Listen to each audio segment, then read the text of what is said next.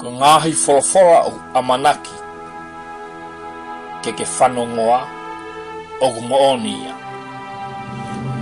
Ko ngai wholawhora o ku to'o whakangatonu pē me he tohi tapu whakatonga. Te nau liliu a ho o to'onga mo'ui ka pau te whakaataki ai mo mo'ui aki. E koe ngahi wholawhora ko ia ko e hau hanga tonu me he mafu ofa o e otua. Io o mune ofa atu ki ati koe. Pea koe tamā ia nā ke whiu kumi i talu a ho o mo'ui mai ki he mamani. Koe ni tohi ofa eni ki ati koe.